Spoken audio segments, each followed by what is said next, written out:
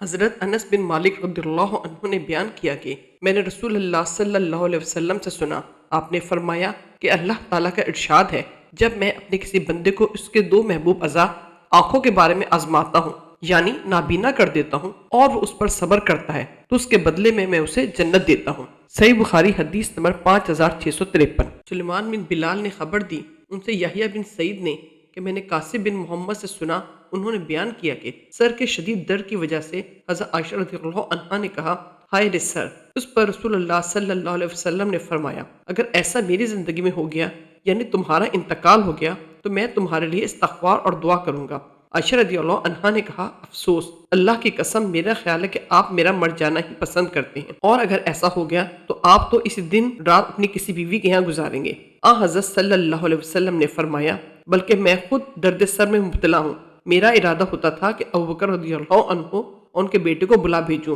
اور انہیں خلافت کی وصیت کر دوں، کہیں ایسا نہ ہو کہ میری بات کہنے والے کچھ اور کہیں کہ خلافت ہمارا حق ہے، یا آرزو کرنے والے کسی اور بات کی آرزو کریں کہ ہم خلیفہ ہو جائیں۔ پھر میں نے اپنے جی میں کہا کہ اس کی ضرورت ہی کیا ہے، خود اللہ تعالیٰ ابوبکر رضی اللہ عنہ کے سوا کسی اور کو خلیفہ نہ ہونے دیں گے، اور نہ مسلمان کسی اور کی خلافت ہی قبول کریں گے۔ صحیح بخاری حدیث نمبر 5666۔ زہری نے خبر دی، انہیں عامر بن سعد بن ابی وقاص نے اور ان سے ان کے والد نے کہ ہمارے یہاں رسول اللہ صلی اللہ علیہ وسلم میری عیادت کے لیے تشریف لائے۔ میں حجۃ الوداع کے زمانے میں ایک سخت بیماری میں مبتلا ہو گیا تھا۔ میں نے عرض کیا کہ میری بیماری جس حد کو پہنچ چکی ہے اسے حضرت صلی اللہ علیہ وسلم دیکھ رہے ہیں، میں صاحب دولت ہوں اور میری وارث میری صرف ایک لڑکی کے سوا اور کوئی نہیں، تو کیا میں اپنا 2/3 مال صدقہ کر دوں؟ حضرت صلی اللہ علیہ وسلم نے فرمایا کہ نہیں۔ میں نے عرض کیا کیا پھر آدھا کر دوں؟ آپ نے فرمایا کہ نہیں۔ میں نے عرض کیا کہ 1/3 کر دوں؟ حضرت صلی اللہ علیہ وسلم نے فرمایا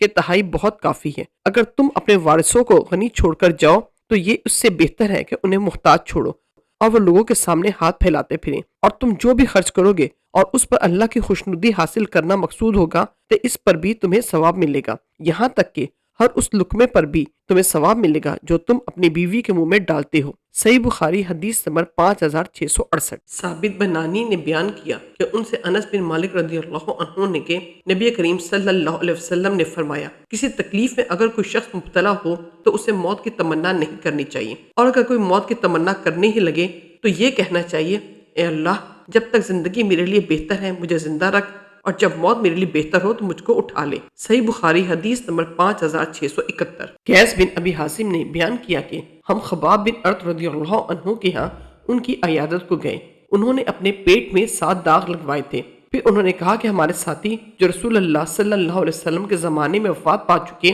وہ یہاں سے اس حال میں رخصت ہوئے کہ دنیا ان کا اجر و ثواب کچھ نہ گھٹا سکی اور ان کے عمل میں کوئی کمی واقع نہیں ہوئی، اور ہم نے مال و دولت اتنی پائی کہ جس کے خرچ کرنے کے لیے ہم نے مٹی کے سوا اور کوئی محل نہیں پایا، لگے عمارتیں بنوانے۔ اور اگر نبی کریم صلی اللہ علیہ وسلم نے ہمیں موت کی دعا کرنے سے منع نہ کیا ہوتا تو میں اس کی دعا کرتا۔ پھر ہم ان کی خدمت میں دوبارہ حاضر ہوئے تو اپنی دیوار بنا رہے تھے، انہوں نے کہا، مسلمان کو ہر اس چیز پر ثواب ملتا ہے جسے وہ خرچ کرتا ہے، مگر اس کم بخت عمارت میں خرچ کرنے کا ثواب نہیں ملتا۔ صحیح بخاری حدیث نمبر 5672۔ حضرت ابو ہریرہ رضی اللہ عنہ نے بیان کیا کہ میں نے رسول اللہ صلی اللہ علیہ وسلم سے سنا، آپ نے فرمایا، کسی شخص کا عمل اسے جنت میں نہیں داخل کر سکے گا۔ صحابہ کرام رضی اللہ عنہم نے عرض کیا، یا رسول اللہ، آپ کا بھی نہیں؟ آپ نے فرمایا، نہیں، میرا بھی نہیں، سوا اس کے کہ اللہ اپنی فضل و رحمت سے مجھے نوازے، اس لیے عمل میں میانہ روی اختیار کرو اور قریب قریب چلو، اور تمہیں کوئی شخص موت کی تمنا نہ کرے،